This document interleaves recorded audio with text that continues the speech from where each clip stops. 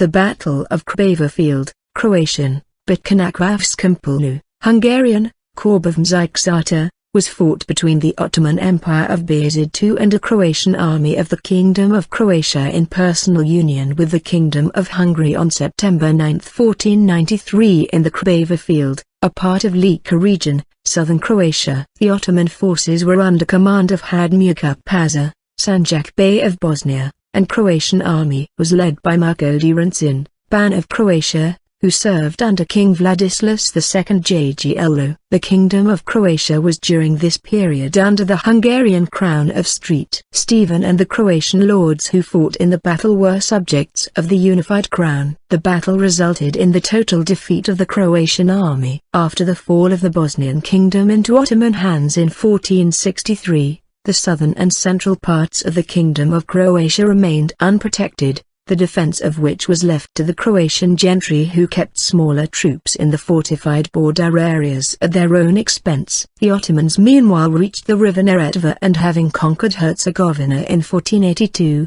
they found their way toward Croatia, skillfully avoiding the fortified border towns. Through the conquest of the Kingdom of Croatia, the Ottoman light cavalry pushed its way towards the towns of Carinthia and Carniola, threatening thus to a border area of Venice as well. Preparations. In order to stop such invasions, in the summer of 1493 the Croats attempted to rally their troops under the command of Ban Mirko Derenčin, Hungarian, Derenčin, at Krbava Field, near today's Udbina, in central Croatia, and lay in wait there to trap the Ottomans. Meanwhile, the Ottoman sanjak-bey Hadım Yakup Paşa with some 8,000 Turkish light cavalry, were returning from an expedition to Styria and Croatian Zagor. The Croatian feudal army under the command of Viceroy Derenčin at Krbava Field had some 2,000 heavy feudal cavalry and some 8,000 infantry from all parts of Croatia. Battle. The Croatian army rushed at the Ottomans after the Turks had lured them into the open plains. The Ottoman forces were at first pushed back. A bit later,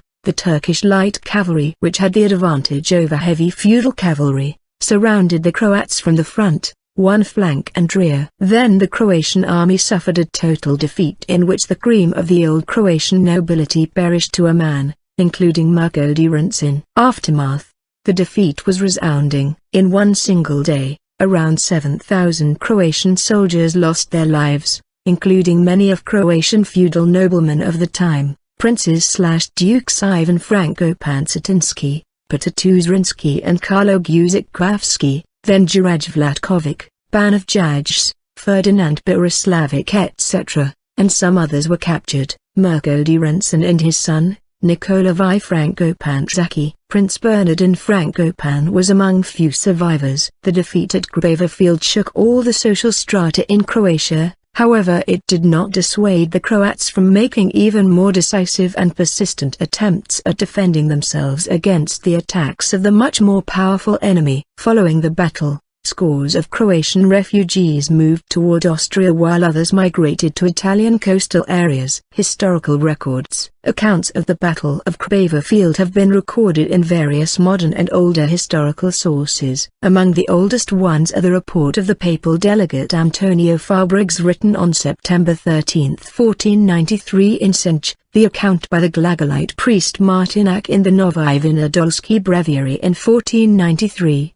and the account of the battle written in a letter to Pope Alexander VI by the Nin Bishop Juraj Divnik on September 27, 1493. In 1561 the Battle of Krbava Field was described by the chronicler Ivan Tomasic in his brief Chronicle of the Croatian Kingdom, Chronikon Brevrani Croatii, and in 1696 Pavaritović Zovic described it in Chronika Alatis Spomenfs Zigas Zvjertovikov.